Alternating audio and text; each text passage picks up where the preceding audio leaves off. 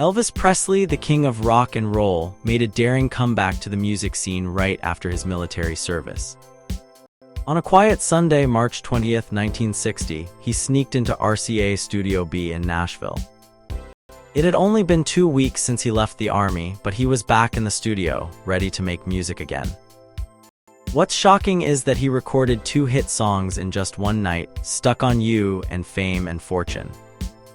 These songs were rushed to stores the very next day, with over 1 million copies shipped out without waiting for anyone to ask for them. Stuck on You shot up the charts, starting at number 84 and climbing all the way to the top 3 weeks later. Elvis was like a phoenix rising from the ashes. Being away from the limelight for 2 years felt like a dream, and his return left everyone wondering if anything had changed. But the music world was ready for him, and so were his fans. While Elvis was reinventing himself on the music scene, a different kind of star, Frank Sinatra, was navigating his own challenges. Sinatra, once dismissive of rock and roll, found himself needing Elvis's youthful charm to boost his own flagging popularity. It was a time of change, where even the mighty Sinatra had to adapt. He reached out to Elvis, inviting him to appear on his TV special, showing respect and a willingness to embrace this new musical era. Sinatra's strategy was shrewd. He knew that Elvis's appeal to the younger crowd could help revive his own career. The meeting between Sinatra and Elvis was a pivotal moment. Elvis, all polished and elegant, performed alongside Sinatra in a way that showcased both their talents. Their duet of Witchcraft was a highlight, a blend of Sinatra's smooth style and Elvis's charisma. The performance was a harmonious blend of old and new, with Sinatra even noting, "Man, that's pretty," as they finished with "Love Me Tender." It was clear that Elvis was back, and his return was more than just a musical event, it was a cultural shift. Meanwhile, across the Atlantic, Jackie Kennedy was dealing with her own kind of reinvention. Unlike Priscilla Presley, who learned to navigate her relationship with Elvis by understanding his desires, Jackie approached relationships very differently. Coming from Vassar College, Jackie knew how to keep men interested without being too obvious. She played hard to get, combining charm with an air of mystery. Her strategy was to keep men guessing and engaged, rather than letting them know exactly what she wanted. Priscilla, on the other hand, took a different path. She immersed herself in understanding Elvis's preferences, studying the letters Anita Wood, Elvis's girlfriend at the time, had written. Priscilla wanted to become the kind of woman Elvis desired, embodying the traits he seemed to favor. This intense focus on meeting his expectations was both admirable and intense, though it came with its own set of challenges. Both Jackie and Priscilla navigated complex relationships, but their methods were worlds apart. Jackie's approach was more about maintaining intrigue and control, while Priscilla aimed to fully embody what she thought Elvis wanted. Their stories reflect 2 different eras, 2 different ways of dealing with love and fame, and both highlight the ever-changing dynamics of relationships in the public eye. Back at Graceland, the mansion that Elvis called home, there's a sense of comfort and familiarity. For those who know this place, it's more than just a house. It's a symbol of a legend, a place where music and memories intertwine. For Elvis fans, returning to Graceland feels like coming home, a place where the king's spirit lingers, reminding everyone of the magic that once filled its halls.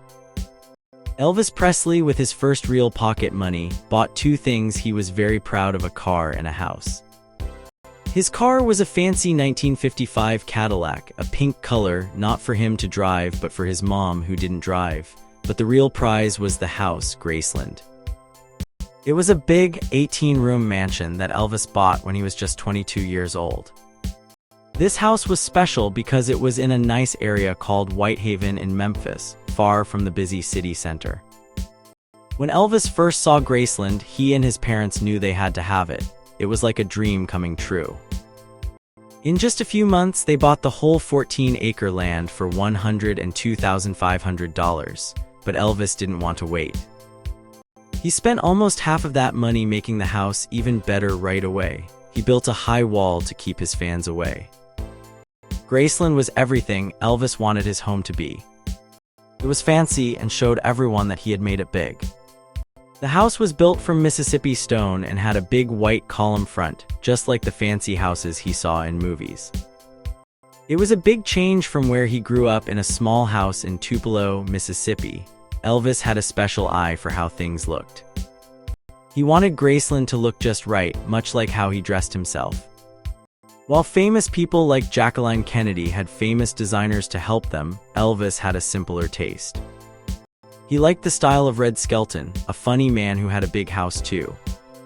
Skelton's house had everything from fancy to funny, like a gorilla in the shower next to a big swimming pool. Elvis liked that mix of high and low. Elvis didn't care much for old things just because they were old. To him, they meant trouble and hard times. He wanted his home to feel new and exciting, just like him. So he decided to paint the downstairs purple and put twinkling lights in the ceiling, just like the movie theaters he loved. He wanted everything to look shiny and impressive. When Elvis got back from Los Angeles, he couldn't wait to see his new home. He got a car and sped back to Memphis. To his surprise, his mom had already made some choices for the colors and decorations, picking deep blue and fancy drapes. Though not exactly what Elvis wanted, the result was still amazing and full of energy. It felt like a bold, exciting place to live. While the house was taking shape, Elvis was excited about who would decorate it further. His friend George Golden, who worked for Sam Phillips, the man who had helped launch Elvis's career, was coming to help. Golden was known for his flamboyant style, decorating whole rooms on flatbed trucks to show people what he could do. Elvis liked this kind of bold and creative approach. He wanted Graceland to be just as unique and eye-catching. Hiring a decorator like Golden made Elvis think about how different and exciting his life was becoming. It was a far cry from the simple things he used to know. As Graceland transformed, it was clear that Elvis was building a home that reflected his newfound fame and bold personality. Once upon a time, Elvis had a dream. He wanted to create a home that was as unique as he was. After his mom passed away, he came back to Memphis with big ideas. He wanted his house, Graceland, to be special, a place that showed off his personality and made people sit up and take notice. Elvis invited Golden, an interior designer, to help make his dreams come true, but Elvis was in a rush. He didn't want to spend time on sketches or wait for fabric samples. The next day, he wanted everything decided. Elvis had seen too much in Hollywood. He knew what was possible and he knew exactly what he wanted. Elvis wanted a big, bold statement in his home. He imagined a huge bed in his bedroom, walls painted a deep blue with a mirror covering one side. His bedroom would also have a black suite with white leather and a white llama rug. But most exciting for Elvis was the idea of a real soda fountain where he and his friends could enjoy a cold drink and some ice cream. With Golden helping him, Elvis quickly chose rich fabrics and daring designs for his home. He wanted nothing ordinary. He wanted a white 15-foot sofa and a giant coffee table for his living room. Elvis didn't want any quiet English or safe French decor. His room and home had to shout his personality. Golden explained to Elvis the realities of designing and building custom furniture. It takes time and can be unpredictable, but Elvis was impatient. He had just returned from Hollywood and was eager to start living in his new vision. He had plans to leave for Biloxi soon to relax with his friends. Elvis' mom had wished he would stay in Memphis and maybe open a furniture store. She saw his talent for decorating and hoped he'd find happiness at home, but Elvis had bigger dreams. He had miles to go before he sleeps, as the saying goes.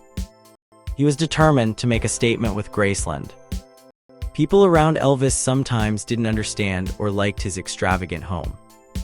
They were curious about his chicken coop, ducks in the pool, and the peacock wandering in the driveway. They wondered how a simple man from the country could afford such a grand house. One day, Elvis' dentist and his wife visited Graceland to offer condolences after Elvis' mom passed away. Elvis, still grieving, asked them honestly what they thought of his home. At first, the dentist was taken aback, but they walked through the house together. The dentist admired the design and said it was beautiful. He even offered to swap his own home for Elvis if Elvis would just give him the key. Elvis shared his feelings about Graceland with the dentist. To him, it was more than a house. It was a symbol of his family's journey and a tribute to his mom. He'd never dreamed of having such a place, especially not after starting from Hum's high school. After his army service, Elvis returned to Memphis and was asked if he'd sell Graceland. He said no, not even if it meant going back to driving a truck. To him, Graceland was everything his family had achieved. It was a reflection of his success and a place where he could escape the pressures of fame.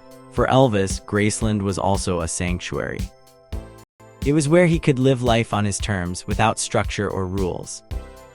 Days at Graceland were filled with spontaneity, starting in the afternoon and lasting through the night, with dinner at 9 and adventures starting at midnight. In the end, Graceland stood as a testament to Elvis Presley, a king who built his kingdom with passion, creativity, and an unwavering desire to express himself. It was a home that was as wild and free as its owner, a place where anyone who visited could feel the energy and spirit of a true original.